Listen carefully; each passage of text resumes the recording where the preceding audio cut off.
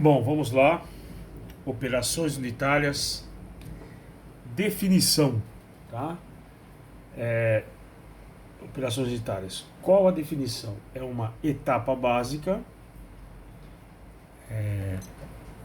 etapa básica, né, de um processo na obtenção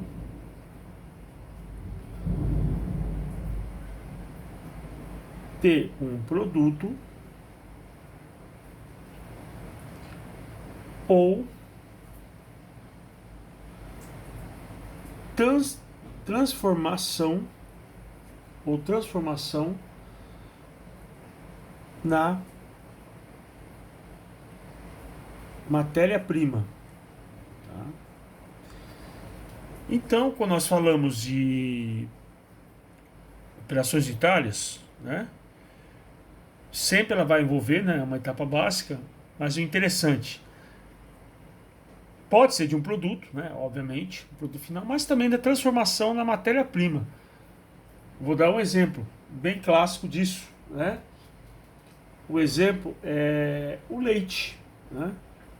Esse leite que nós compramos, né, o longa vida, né, o leite na caixinha, né? Ele, o que ocorre? Você tem o leite lá, né, que é... Então você tem, vamos lá, primeira etapa, você tem a coleta do leite, né? Então você vai lá, né, o cara vai lá, pega a vaca aí, né? Obviamente hoje em dia nós estamos falando de equipamentos, né, faz a ordenhação, né, do, do leite. Aí primeiro você tem a coleta do leite, depois você tem a homogeneização,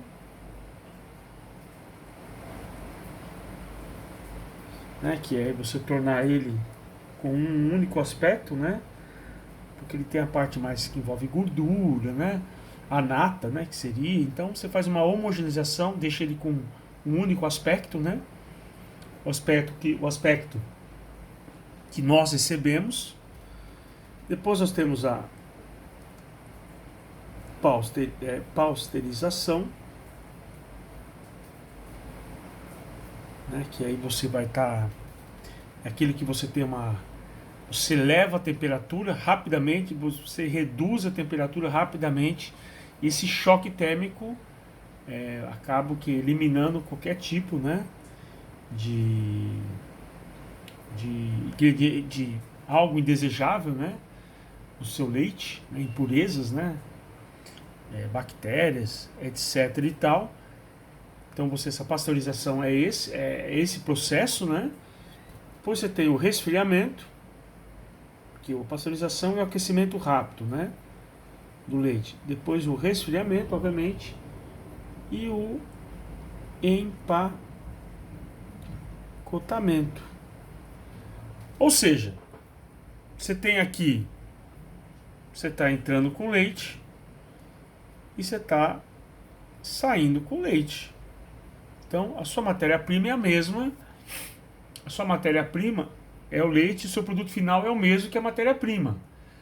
Mas o que ocorreu nesse caso? Ocorreu uma transformação, né? Uma é a obtenção de um novo produto, né? E aí, ou a transformação na matéria-prima. Então você transforma uma matéria-prima que não está pronta para uso, né? Para consumo. E aí ela se torna ok para o consumo, né? Projetos na operação unitária. Os projetos na operação unitária, elas são baseados em dois princípios. Baseado em dois princípios. É o princípio teórico. Obviamente, você vai fazer todo um estudo, né? Você tem toda a parte que envolve conceito, né? E isso é uma parte, né, fundamental, mas também é fundamental a parte o quê? empíricos. Empírico. O que é empírico? É aquilo que você vai tentar, que você coloca na prática. Você faz o teste, né? Acerto, erro, enfim. É a parte o que? Prático da coisa. Então você tem que ter as duas. Não adianta você ficar só na teoria, que a teoria é muito lindo, né? Mas na prática nem sempre você vai ter o que? Você vai estar refletindo o que é na teoria. E obviamente também você ficar fazendo testando acerto e erro é um absurdo, né? O que você vai aprender de matéria-prima, o que você vai aprender de tempo, de dinheiro, né? Tem que ter um equilíbrio aí, né? Outro conceito importante de operações unitárias, que até comentei com vocês na aula passada, né? Na nossa primeira aula, que cada operação unitária, ela é sempre a mesma operação, sempre a mesma operação. O que eu estou falando aqui? Sempre a mesma operação. É o que eu falei. Caldeira, por exemplo, né? Reator, tocador de calor, né? E outros, né? Então, e outros. Ele pega e... Aí o que nós temos aqui? Você tem essas operações, mas independente da natureza química, independente da natureza química, ou seja, independente da aplicação, qual que vai ser, se vai ser que eu comentei com vocês, indústria petroquímica, ou indústria de doce, ou indústria alimentícia, né? Não importa, independente da natureza química dos componentes envolvidos, ou seja, o que vai envolver o nosso produto, né? Qual vai ser o nosso produto final, a nossa transformação final, tá? Então, isso é muito importante. Vamos lá. A operação unitária, ela dividem-se em 5 classes, né? Dividem-se em 5 classes. Então, nós temos a primeira, que é a classe o quê? Que é o processo que nós chamamos processo de escoamento de fluidos. Escoamento de fluidos. Então, esse é uma classe muito importante na operações unitária, que eu vou estudar o quê? Escoamento de fluidos. O que você, né? Vamos colocar o que isso daí? Nós podemos englobar a filtração, né? A separação de algo, né? A filtração, o transporte, por exemplo, o transporte do leite. Todo esse caminho que o leite faz, desde a coleta, né? Pasteurização, resfriamento, empacotamento, enfim, tudo isso, você vai ter o quê? O transporte, tubulação, válvulas, enfim. Essa é uma parte que tem a operação unitária só envolvida essa parte de transporte, né? E aí nós vamos colocar tubulações, né? Tubulação e tal, né? Tudo isso é uma classe de operação unitária. Outra classe, transferência de calor, né? Quando eu falo transferência de calor, é a evaporação, né? Que é o aquecimento, né? Condensação, que é o resfriamento, né? Terceira classe vamos colocar assim, a transferência de massa, né? É a transferência, nós chamamos transferência de massa, ou a transferência do princípio ativo, né? Transferência de massa que é muito aplicada, por exemplo, na absorção gasosa, tá? Absorção gasosa, né? Que aí você temos um exemplo, né, dessa absorção gasosa quando você faz absorção, né? Você pega um líquido, um líquido, né? Enfim, ele faz absorção da amônia, tá? Absorção da amônia na produção de fertilizante, tá? Então essa é outra também classe, tá? A quarta classe que nós temos é o processo termodinâmico, que nós chamamos. Processo termodinâmico. Quando eu falo processo termodinâmico, né, ele envolve o quê? Esse processo envolve temperatura, né, é uma parte da operação unitária. Você vai verificar a temperatura, pressão, volume, né? Então, e assim vai, tá? É uma quarta. E a quinta são os processos mecânicos. Quando eu falo processos mecânicos, né? Aí eu estou falando o quê? É o transporte, né? É o transporte. Só que nesse caso, o transporte ele é o quê? Ele é o transporte de sólidos, né? No caso de sólidos, parte que envolve trituração, tá? Trituração, peneiramento, né? Peneiramento, que é que é peneira, né? Que é a separação de sólidos, né? Então aí, ao contrário de fluidos, né? Aí nós temos o quê? Aí é um sólido, né? Que envolve, né? O transporte, a parte da locomoção, a parte que ele vai seguir um caminho, né? Até o seu produto final ou até a transformação final, que envolve sólido, tá? Então isso daí é extremamente importante a gente ter essa noção, né? Essa parte aí. Outra coisa muito interessante, vamos colocar assim, o que envolve na operação unitária. O que ela envolve, a operação unitária? O que ela vai abordar?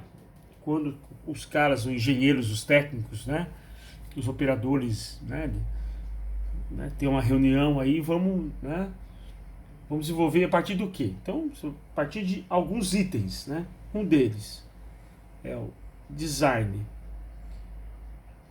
É o design de plantas, né, químicas.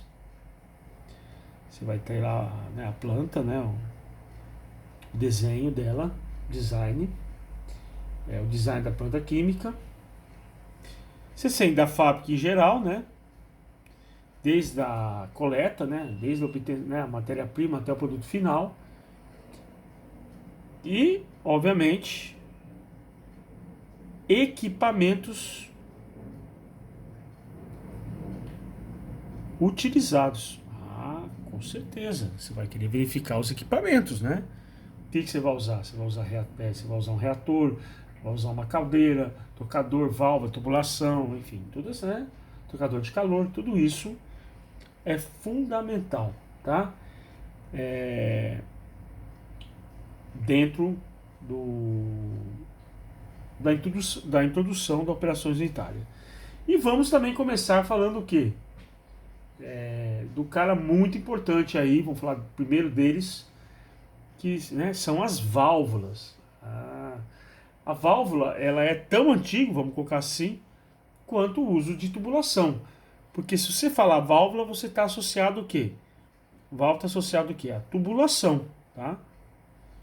Então, nós temos tubulação, extremamente importante, né? Esses dois caras aí, válvulas e tubulações, na base de um projeto de uma planta química, né? Um dos primeiros, né, itens. E aí, se você pegar a história, nas ruínas, olha que interessante, nas ruínas de Pompeia. Você sabe Pompeia, né? Que aconteceu aquela cidade, né? O Vesúvio, né? O vulcão lá que acabou com tudo, né? A cidade. Mas era uma cidade, né? Uma das principais cidades do Império Romano. Então, foi contada as ruínas de Pompeia e Herculano, que é outra localidade no Império Romano, né?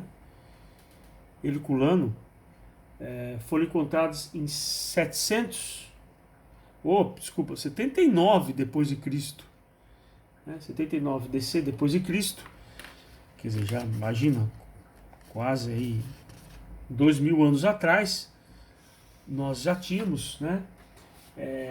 Nós já tínhamos registros, né?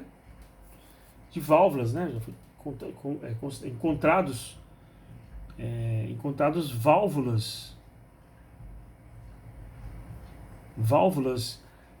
de bronze, né? Válvulas de bronze, que é uma mistura, né, de cobre e estanho, bem avançados, tá? Bem